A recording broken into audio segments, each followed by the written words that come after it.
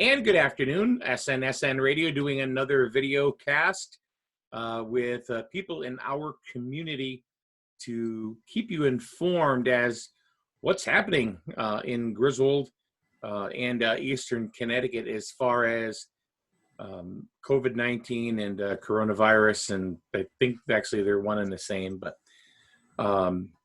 we've had many conversations with many different organizations, and today is no different.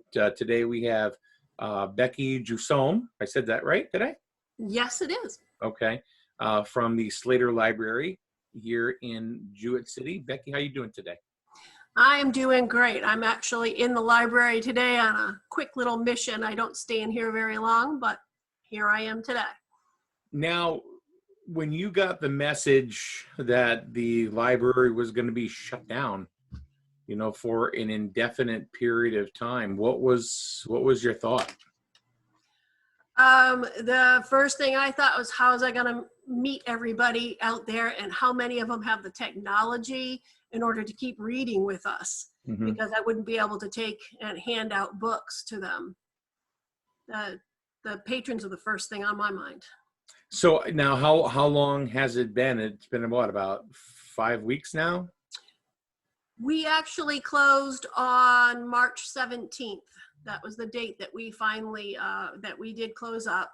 And everybody that was coming in on the 16th, I kind of thought something was going to happen. I was reminding them to take out extra books, and that worked well for the few that came in. But it really, the 17th, and it was a Tuesday, so that's the day that we actually closed. Do you still get a lot of like communication, you know, from residents asking when you're going to reopen? I've had a few, and I can't answer that question because it's all up in the air until we figure out where the state is going and how that will work. Mm-hmm. But most of my questions have been about, do I have to return my books? Can I keep my books? My card ran out, different things like that. So, but I've been fielding all those through phone calls and through our email address. Gotcha. So people are more worried about what fees they're going to have to pay, right? If any, on the way back. And I'm assuming that the library is going to go ahead and work with folks. I know I'm probably going on a limb here, but you know, when it comes to fees and stuff. Actually, all the due dates have been extended, and they will keep being extended until we open. And there will be no fees whatsoever. But if people have their books hanging around their house and they're worried about them getting lost or the dog chewing on them, they're more than welcome to bring them and put them in the return box outside the library. I come in a couple times a week and empty that box and bring them in here and put them on a shelf back here where they go into quarantine before they get put back into this shelving system. I mean, is there a way to actually disinfect the books? I mean, is that something that you can do, or? We've been in touch with a couple different groups that do that, that give us guidelines. Mm-hmm. And the guideline basically is you can't disinfect them because it would mess them up. Right. But you can wipe off if they have a plastic binding or a cover over them, you can wipe that. But 72 hours and you're pretty much good with paper. I mean, it's between the paper and the plastic and whatever they're using to cover the books, because it's not always just paper. But 72-hour quarantine does the trick. So getting past books themselves, well, first I want to ask you one more thing about that. What's going to happen when you open up and you get an influx of books in? I mean, that's going to take you guys forever to put them all back, I'm thinking. That it is. Actually, that's why if people are returning them as they go, it's actually kind of helpful to me. So if they finish the books and they want to return them, I process them in slowly. And I've been coming in a couple times a week, and I've put away a couple racks worth of books now. But when we open, the staff, it's one of the easier things to do. I have both staff and volunteers that both file books. So if we get a huge dump of books, we'll be able to handle it. And there's really not going to be any kind of concern either, or health risk or anything at that point either. Possibly not. It depends on how they open things. You know, it could be slow openings. It could be other ways. I'm not too worried about it. Right. We have the gloves. We have masks, and we'll be taking care of them in a safe manner, no matter what. So tell me about the ebooks and the e-audio books that you have available, and how can people get them if they don't know how? Okay, what they can do right now is if you have a library card already, then there's a number on the back, your barcode number, and that will let you sign into the app, which is called Libby by Overdrive. Libby? Yep, by Overdrive. And all you do is, it's a really simple app. I have it on both my phone and my computer, and they can link together. And once you get in there, you glance through the books, you pick a book you want, and it'll ask just the first time for your library card number, and it'll ask you to say, to put in from a drop-down list what library you belong to, and you just put in, it'll be Slater Library. And then what happens is then that stays on your system, and you're allowed to borrow as many books as you want on there, and they return automatically after 14 days, or you can renew them. There's a lot of great books on there. Let's see, I think they have, it's about 9,000 books on Libby by Overdrive that you can borrow. And it's children's, and these could be e-audio or e-books, and you can choose. Gotcha. But we've got a new program that we're going to be launching really soon, which I don't have up yet. It's offered through the state, and it's called Simply E. And the app for that one, when you go to download it, actually says the New York State or New York Public Library underneath it. But they're the ones that started it, but now they're letting other states use that same platform. So the app looks like it's a New York one, but it's just called Simply E, and that'll offer our patrons another 18,000 books and audios. So now is this something like just like an e-reader, like that you can do through Amazon and that kind of stuff? Correct. So, but you're not having to pay for them. Where Amazon, you have to pay for your books, and they do stay on you on your phone or whatever. This is more like a lending library of ebooks that we've purchased. Through Libby. Bibliomation purchased them, and that's the consortium we belong to. And these books are on there with them, and it makes it so you don't have to purchase the books on Amazon, and you can read it on a Kindle. And I mean, I actually have it right on a regular old Samsung phone. So you can actually read it on whatever you want. Gotcha. What is Slater Fox Trail? What is this? The Something you wrote down in your email. Yeah, the Slater Fox Trail is our little logo. Let's see if I can get a picture of our logo. This is our logo for the children's. It actually shows backward on my screen. I hope it's on right on yours. But Slater Fox, we're doing a similar to, some people are familiar with a Flat Stanley, which is a children's book. And the premise of that one is that Stanley would go places with the child, and you take a picture. Say you went to the Tower of London, you take a picture of Flat Stanley with you at Tower of London. We're going to do the same thing with Slater Fox's Trail. So Slater Fox, you can pick up the little papers. I just put some outside the door at the library here. And then they'll also be on our Facebook page, where if you want to just print it out yourself at home, you can do so.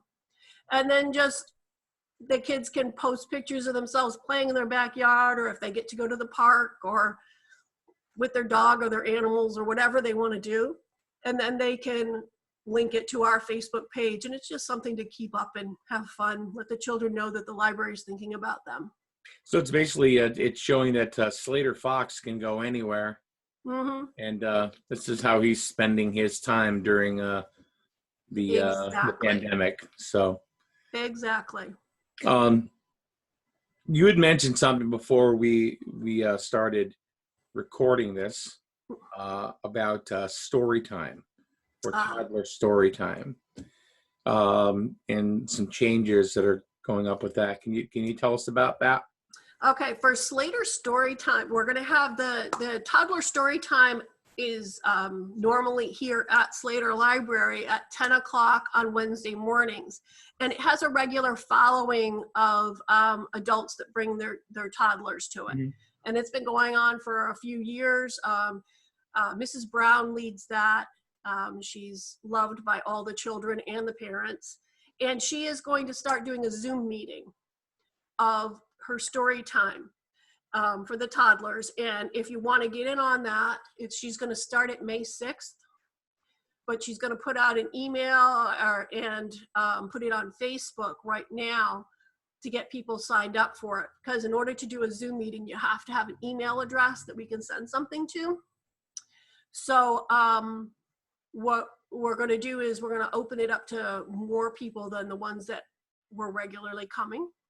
So if they want to get in on this, they need to send an email to Kathleen Brown, and her email address is kbrown.slaterlibrary@gmail.com.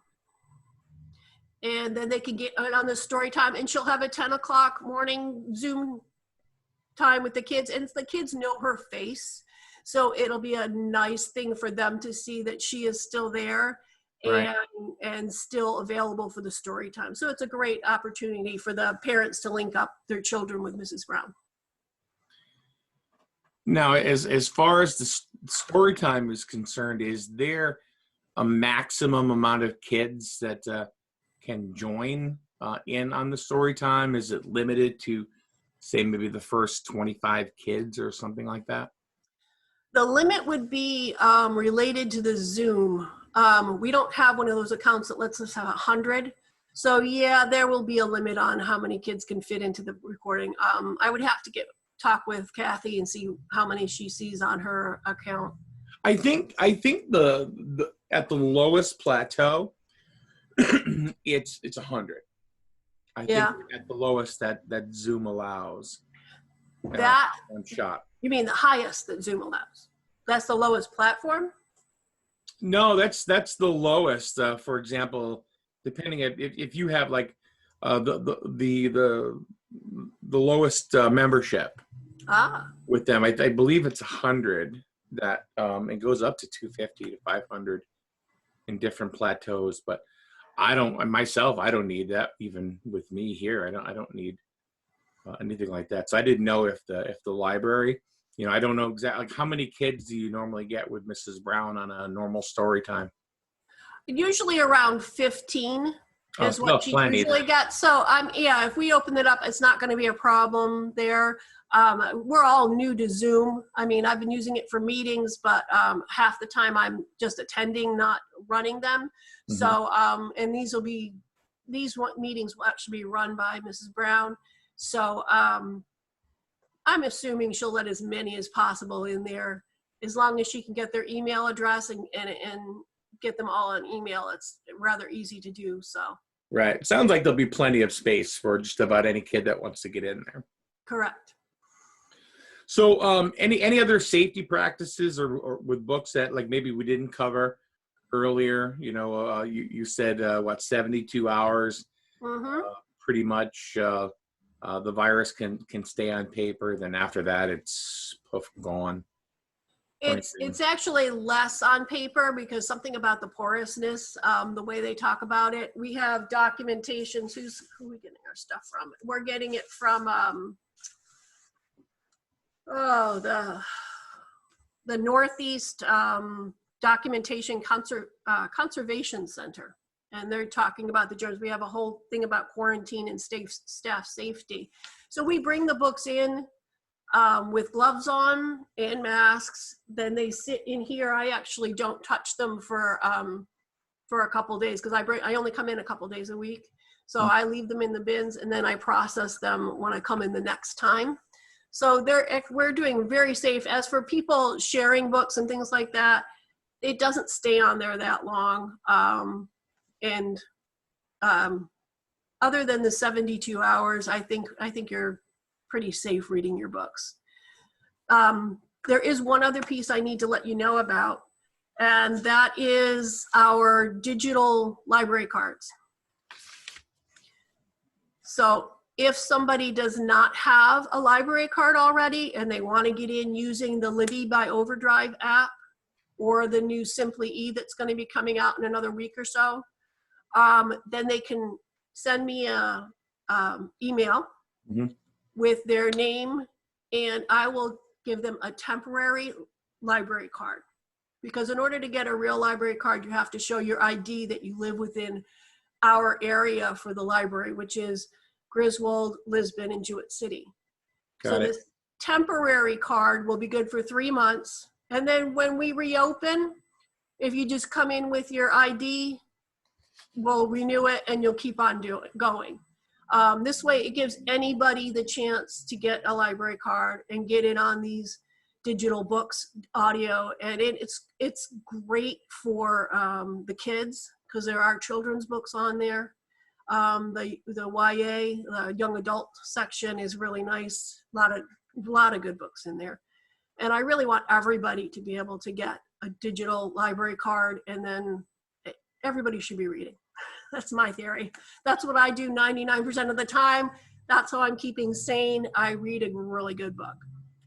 Anything else you want to add to that maybe we should cover that you want to bring up this morning? I don't know why I say that. Anytime I do these video casts, I say this morning, this afternoon, whatever. It's whenever somebody's watching it. I mean, so. Right. It could be at any time of the day. Right. Let's see. I think we covered a lot of the stuff that's going on. And one of the things that Kathleen is looking into also is some scavenger hunts. And May 4th is May the 4th be with you, the Star Wars Day. Right. So we are actually going to be putting up tomorrow on our website, or on our Facebook page and the website, the new Lego challenge. And the Lego challenge is another one of those. We've always done it in the library, and the kids usually come in and build them right here. And then we take their sculpture that they built with Legos and we put it on display for a week and until the next one. But this week's this challenge coming up is going to be a Star Wars theme. And since they're at home, some of these kids have amazing Lego sets.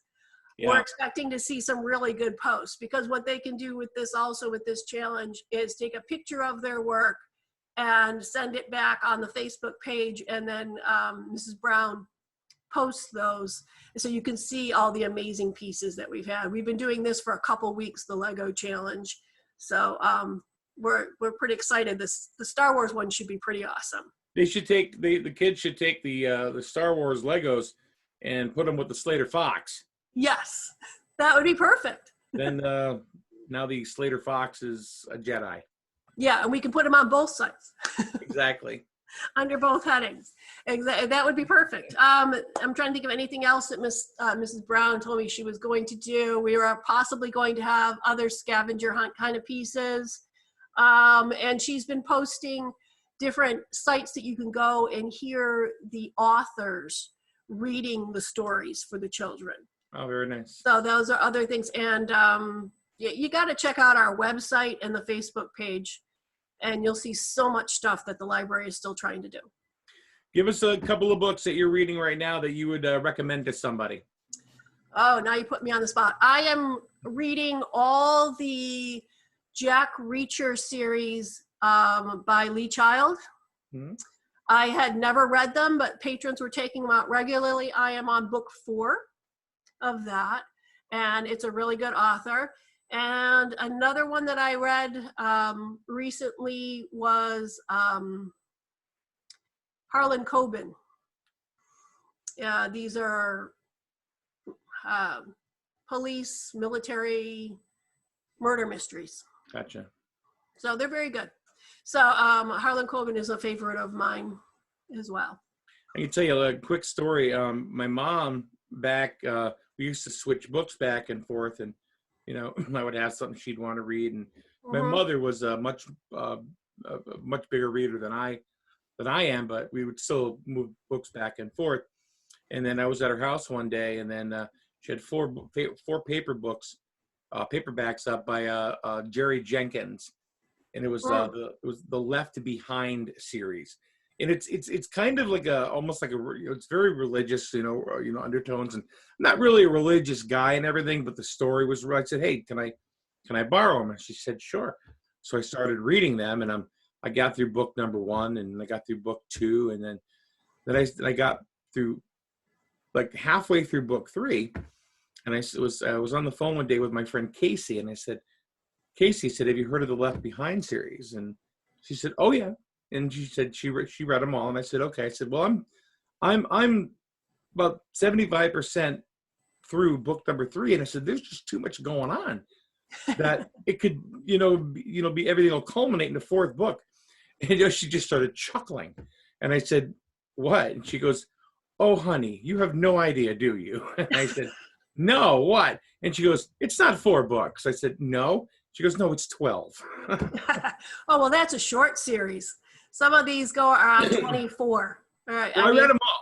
I read them all. And then actually they came out with the 13th. So I did read the entire series. So. Yeah, they some of them have very long series. I mean, even if you read Ivanovich, hers are hilarious. The One for the Money was made into a movie years back, but she's got all the way through. I think she's up to 24 now. Oh. Her series with that. There's other ones that are even higher. Right. So Stephen King had the Gunslinger series for a while. So how many books was that? I have no idea how many it finally got up to. He's got the Tower series as well. Yeah. And then you've got the Game of Thrones series, which people don't realize really was a books first, and the books are amazing. Well, they're always usually books first, aren't they? Yeah, well, most of them are, yeah. Becky, thank you very much for joining us today. Thank you for having me, Mike. And I appreciate it. And hopefully the library will get back rolling soon when this is all said and done, and things go back to normal. So thanks for all your information and your recommendations, and I hope you stay healthy. And thank you, Mike, and thank you for serving our community so well. Thanks. Have a good night.